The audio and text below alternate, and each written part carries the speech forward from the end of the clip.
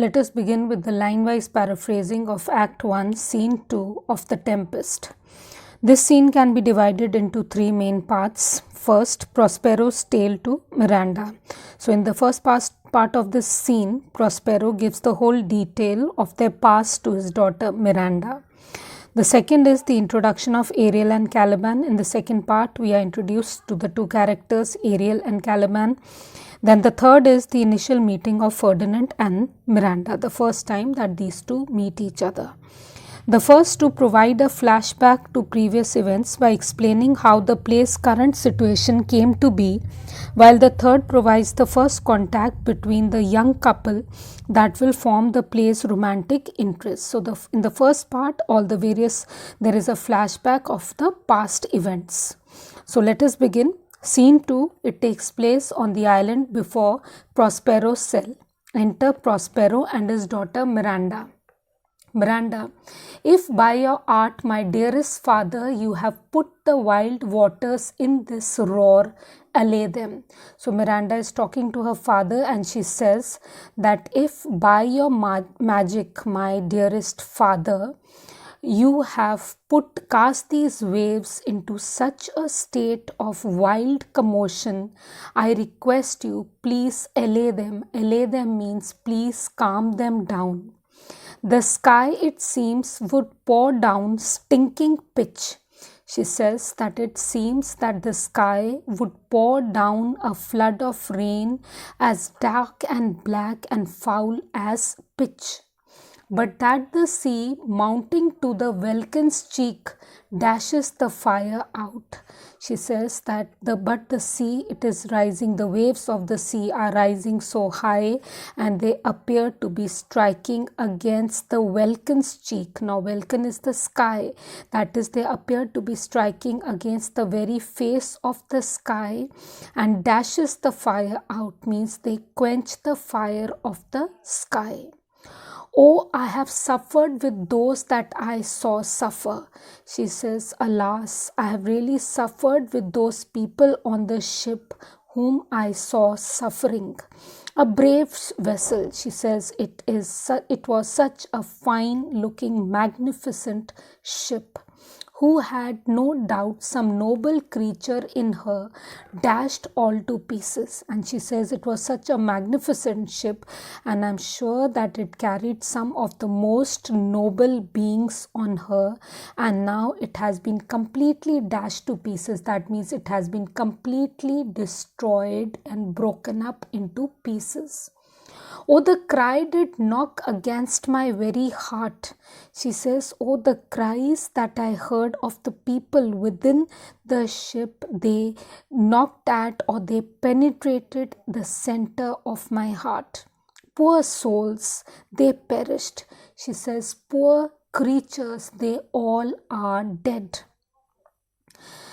Had I been any god of power, she says, if I had been some powerful god, I would have sunk the sea within the earth. She says, then I would have driven the sea into the center of the earth, or it should the good ship so have swallowed and frotting souls within her. So I would have driven the sea back into the earth before the sea could swallow the magnificent ship and the persons who were on board that ship. Prospero, be collected, he says, compose yourself, cool yourself down. No more amazement. Don't be overwhelmed with wonder anymore. Tell your piteous heart, there is no harm done. He says, tell your heart, which is full of pity, that there has been no damage done. Miranda, oh woe the day, she says, alas, what a sad day. Prospero, no harm, I have done nothing but in care of thee. So he says, there has been no damage done. My dear daughter, I have done nothing except in your love, for your sake. Of thee, my dear one, thee, my daughter. See, he says, so whatever I have done it for your sake, my dear one, my dear daughter, who art ignorant of what thou art. He says, you who do not know who you are, totally ignorant of what you are, not knowing of whence I am. He says, you do not know the place from where I have come, the place where I belong, nor that I am more better than Prospero, nor do you know that I am much better than the man named Prospero, who according to you, master of a full poor cell. For you I am just the master of this poor cell, and thy no greater father. But remember, I am not just your father, whose greatness consists of only being the master of this full poor cell, but I am much better than that. Miranda, more to know did never meddle with my thoughts. She said, it never entered my mind to try to know more about you. Prospero, 'tis time, he says, it is time I should inform thee further. It is time that I should tell you further details.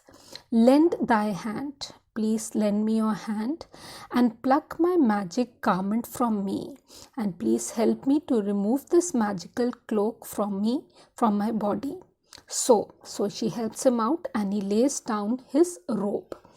Lie there, my art. So he's addressing his magic robe and he says, lie over here, my magical cloak. Wipe thou thine eyes. Then he tells his daughter Miranda, please wipe the tears from your eyes. Wipe them off. Have comfort.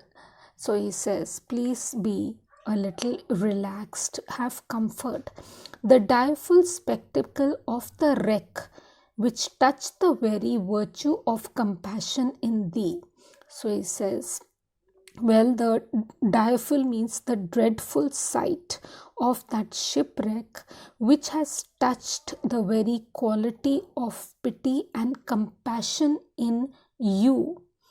I have with such provision in mine art so safely ordered, he says, that I have managed to carry that out in a very safe manner and belonging to my magical art. I have managed it so well that there is no soul, no, not so much perdition of an hair bidded to any creature in the vessel. He says, I have carried it out so nicely. I have managed it in such a way that not even a single creature whose cry you heard from the sinking ship has suffered so much as an injury of the loss of a single hair from their head, which thou sawest sink. That is, when you saw that ship sinking, you heard their cries. None of them have been hurt. Sit down, for thou must now know further. He tells his daughter that please sit down. Now you should know more about the whole story. Miranda, you have often begun to tell me what I am, but stopped. So she says, you have often started telling me what I am, but then you have always stopped in the middle and left me to a bootless inquisition, concluding, stay, not yet. So you have always stopped saying that, wait, the time has not yet come. Yet you have always left me uselessly asking myself what you wanted to tell me. So Prospero replies, the hours now come. Thank you.